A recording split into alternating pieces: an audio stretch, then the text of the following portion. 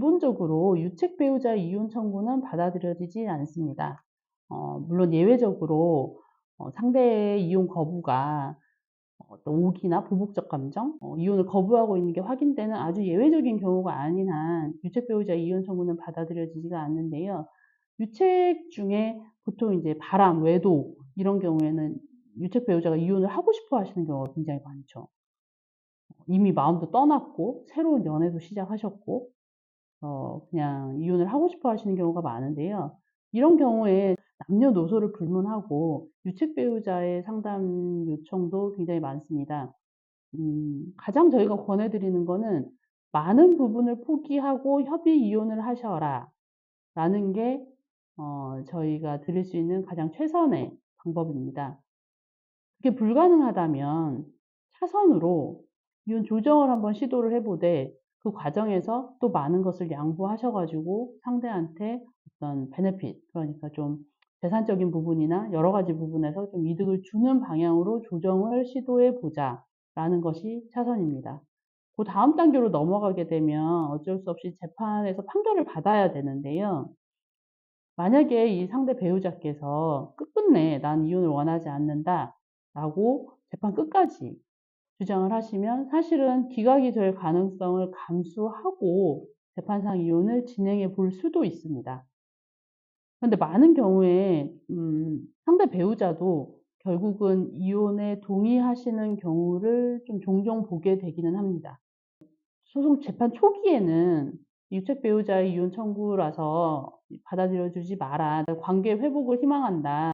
기간이 좀 길어지고 결국에는 이 혼인을 유지하는 게 의미가 없다."라고 판단을 하시고 거기에 적절한 수준의 법에서 받을 수 있는 만큼의 최대한의 재산 분할을 그리고 위자료를 받겠다라는 결정을 하시는 경우도 생각보다 꽤 있습니다.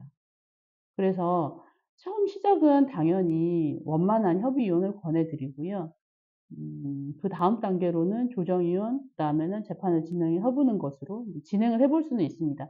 그런데 결국에는 그 결정권을 상대방 배우자가 가지고 있기 때문에 사실은 이게 어려울 수 있다. 결국에는 이혼 청구가 기각될 수 있다라는 것까지 수용을 하시고 그리고 재판을 진행을 하시도록 안내를 해 드리고 있습니다. 그러니까 유책 배우자가 이혼 청구를 하면서 사실은 처음 시작은 너였어.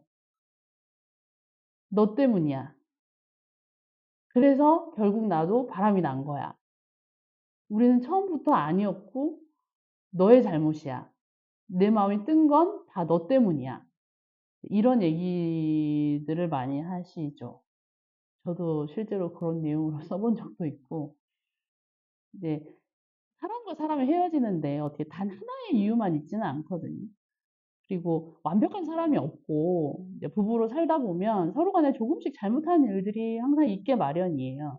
물론 그 어떤 사유도 사람 때리거나 뭐 이런 게 아닌 이상 웬만한 사유는 이제 배우자의 바람하고는 이제 비교가 안 될 정도의 경미한 사유이기는 하나 예전에 있었던 상대방 배우자의 뭐 여러 가지 잘못들 뭐 이런 우리가 안 좋아지게 된 어떤 시작들 이런 것들을 다 끄집어내서 서면에 작성을 해서 내는 경우들도 많죠.